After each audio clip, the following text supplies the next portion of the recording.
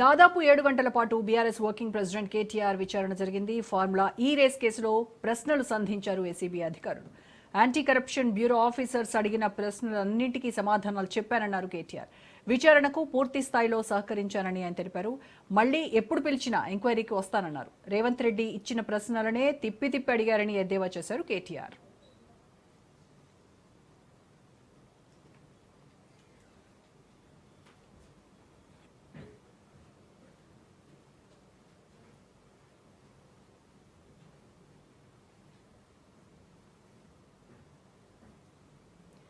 అరవింద్ కుమార్, దానకిషోర్ స్టేట్మెంట్ల ఆధారంగా కేటీఆర్ను ప్రశ్నించారు ఏసీబీ అధికారులు.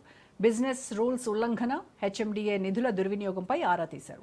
ఆర్బీఐ అనుమతి లేకుండా చెల్లింపులు ఎలా జరిగాయంటూ ప్రశ్నించారు. ఎన్నికల కోడ్ ఉల్లంఘనపై ప్రశ్నల వర్షం కురిపించినట్టుగా తెలుస్తోంది.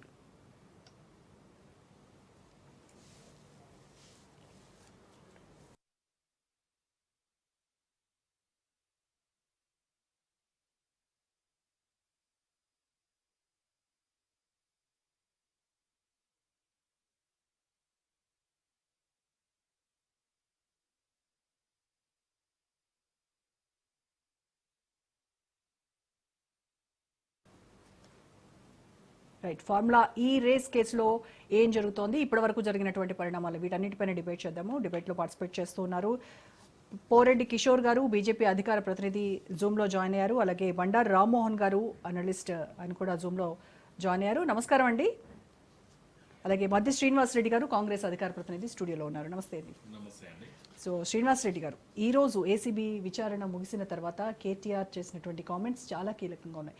అంటే ఏమీ లేనటువంటి కేసును ఏదో భూతద్దంలో చూపిస్తూ నేను పైసలు ఇచ్చాను, వాళ్ళేమో ముట్టాయని చెప్తున్నారు, డబ్బులు తీసుకున్నాను వాళ్ళు చెప్తున్నారు. ఇది అసలు బేస్లెస్ కేసు అని చెప్పేసి ఆయన చెప్తూ ఉన్నారు. విచారణకు సహకరించాను, ఇకపైన కూడా సహకరిస్తానని చెప్పారు. రేవంత్ రెడ్డి ఇచ్చినటువంటి క్వశ్చన్స్ ఏవైతే ఉన్నాయో అవే తిప్పి అడిగారు. ఒక 4 క్వశ్చన్ని 40 సార్లు రకాలుగా తిప్పారు అని చెప్పేసి చెప్తున్నారు.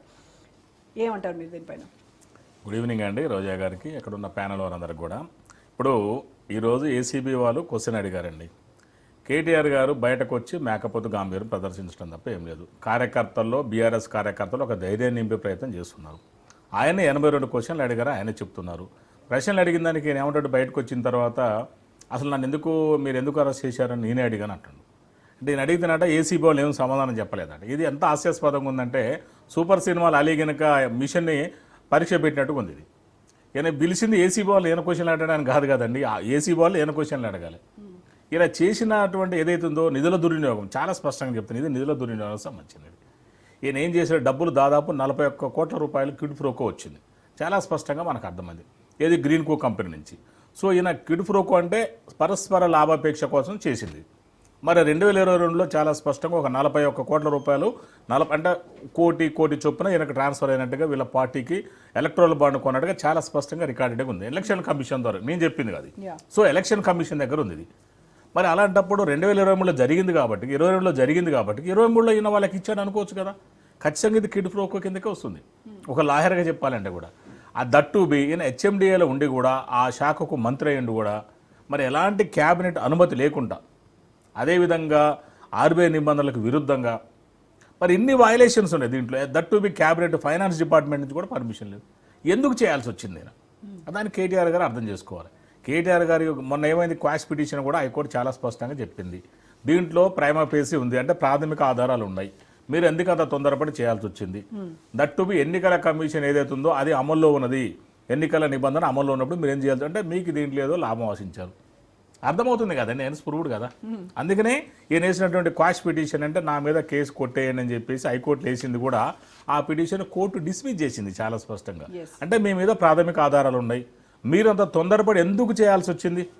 దట్టు మీరు ఒక కంపెనీ విత్డ్రా అయితే మీరు హెచ్ఎండిఏ తరపున హైదరాబాద్ ఏదైతే ఉందో హైదరాబాద్ నగరపాలక సంస్థ తరపున మీరంత తొందరపడి మీరు ఎందుకు పార్టిసిపేట్ చేయాల్సి వచ్చింది? ఫార్ములా 10, 11, 12కి మీరు ఎందుకు ముందు ఉరకాల్సి వచ్చింది అనేది చాలా స్పష్టంగా చెప్పారు.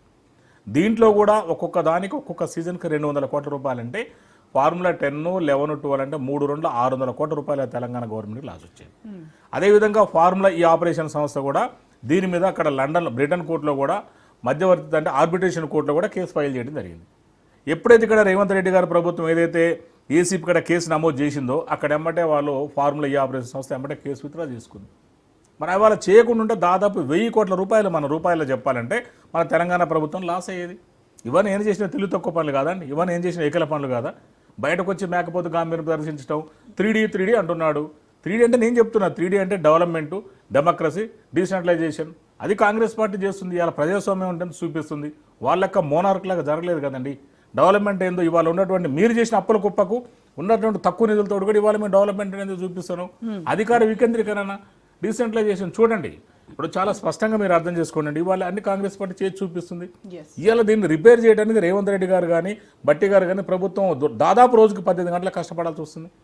మీరు ఇవాళ ఎంతసేపటికి తండ్రి కొడుకులు వాళ్ళ ఫ్యామిలీ అధికారంలో ఉండాలని చూస్తారు తప్ప తెలంగాణ ప్రజల గురించి ఏనాడు ఆలోచించినట్లేదు. ఇలా 10 సంవత్సరాల కాలంలో మీ పరిపాలన తెలంగాణ మొత్తం కూడా ఇలా 100 సంవత్సరాల విధ్వంసానికి గురైంది.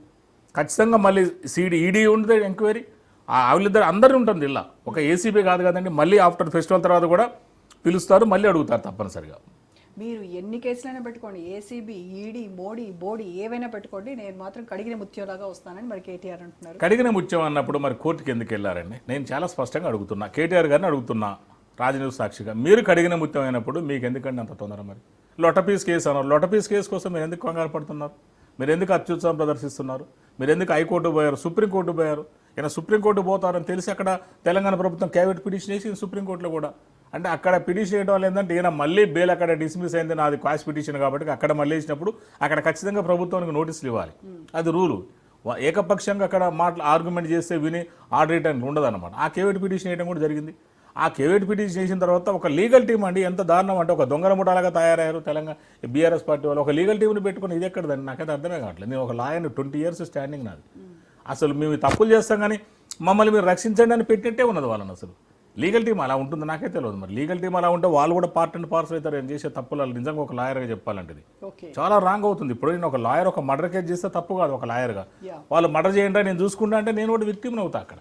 ఇప్పుడు సారీ, నేను కూడా దాంట్లో కల్ప్రిక్ట్ అవుతా. నేను కూడా దాంట్లో ఖచ్చితంగా నిరపరాధి. నా మీద కూడా కేసు అవుతుంది అక్కడ. ఇలా కేటీఆర్ గారికి ఉన్న లీగల్ టీం కూడా అదే చేస్తుంది. నాకు డౌట్ వస్తుంది. మీరు ఏదైనా చేయండి, మన లీగల్ టీం చూసుకుంటే అని చాలా స్పష్టంగా చెప్తున్నారు కేటీఆర్ గారు. అంతే కదా, ఇప్పుడు భాగస్వామ్యం ఉన్నట్టే కదా. అంటే ఇట్లా మనం చెప్పి మొన్న కూడా చూసాం, మనం గొడవలు పెట్టుకోండి మనకేం కాదు లాయర్ల టీం ఉందని చెప్తున్నాడు. అది చాలా రాంగ్ అవుతుంది కదండి రోజా గారు. ఇవన్నీ ఏంటంటే ఇవాళ ఆయన ఏదో అధికారం లేదు కాబట్టి జనాలు ఎక్కడ మేకపోతు గాంభీర్యం ప్రదర్శించుకుంటా ఇలా కేసీఆర్ గారు బయటకు వెళ్ళే పరిస్థితి లేదు. వాళ్ళ కుటుంబంలో ఆధిపత్య పోరు నడుస్తుంది. ఎప్పుడు కేసీఆర్ గారు ఎప్పుడు కేటీఆర్ గారు జైలుకు పోతే కవితను ఆయన హరీష్ రావు గారు ఇద్దరు బావమరదలు, ఎవరు ప్రెసిడెంట్ ఎవరు కింగ్ ప్రెసిడెంట్ అనే మీద భాగాల కోసం భాగస్వామ్యాల కోసం వాళ్ళిద్దరు గొడవలు పెట్టుకునే పరిస్థితికి వచ్చింది వాళ్ళు.